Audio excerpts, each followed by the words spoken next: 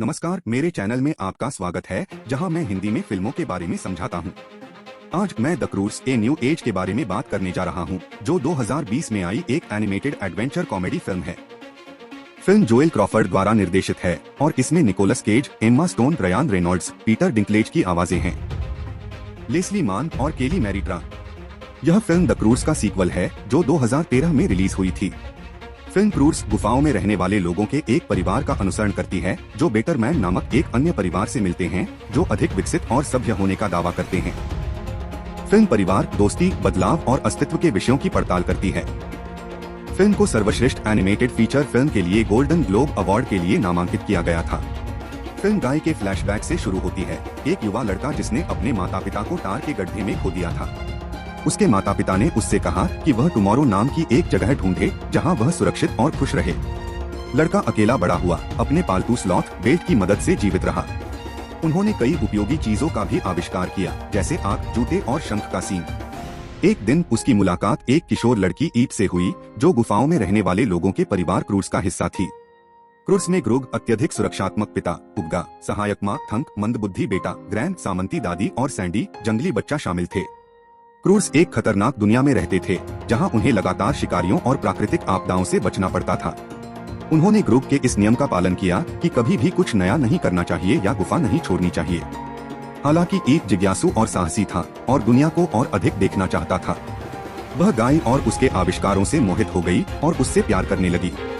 Cruise और गाय एक झुंड बन गए और कल की तलाश में एक साथ यात्रा की।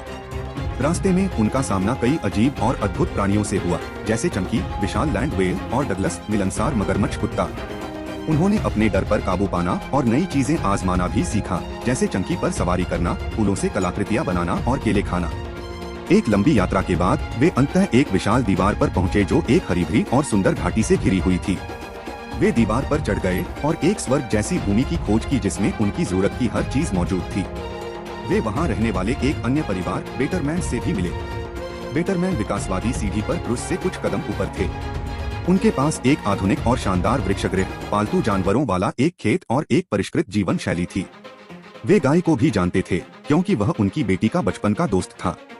बेटरमैन थे फिल, अभिमानी और षड्यंत्रकारी पिता, होप, धूर्त और नियंत्रित माँ, और डॉन, आश्रय प्राप्त और भोली बेटी। बेटरमैन्स ने क्रूज का स्वागत किया, लेकिन गुप्त रूप से उन्हें नीची दृष्टि से देखा और उन्हें गाय से अलग करना चाहते थे। उन्होंने सोचा कि गाय उनके साथ है और वह और डॉन एक आदर्श जोड़ी बनेंगे। बेटरमैन्स ने क्रूज और गाय को अलग अलग उपचार देकर उनके साथ छेड़छाड़ करने की कोशिश की। उन्होंने क्रूज को एक छोटा और असुविधाजनक गेस्ट हाउस दिया, जबकि उन्होंने गाय को एक विशाल और आरामदायक कमरा दिया। उन्होंने शावर, शौचालय और खिड़कियों जैसे अपने आविष्कारों से गाय को प्रभावित करने की भी कोशिश की। उन्होंने उसे दीवार के पार एक छिपी हुई जमीन भी दिखाई, जहां वे केले और अन्य फल उगाते थे। उन्होंने उससे कहा कि यह कल है, और अंततः उसे अपना घर मिल गया है। गाय आश्चर्यचकित और भ्रमित था और क्रूज और ईप के बारे में भूलने लगा। इस बीच क्रूज ने बेटरमैन्स की भूमि में जगह से बाहर और नाखुश महसूस किया। उन्हें अपने पुराने जीवन और गाय के साथ अपने बंधन की याद आई। बेटरमैन्स के रवैये और कार्यों से उन्हें अपमानित और धमकाया भी महसूस हुआ। उन्होंने दीवार छोड़कर रहने के लिए अपनी जगह ढूंढने का फैसला किया। हालांकि उन्हें फिल ने रोक दिया, जिन्होंने अपनी असली योजना का खुलासा किया।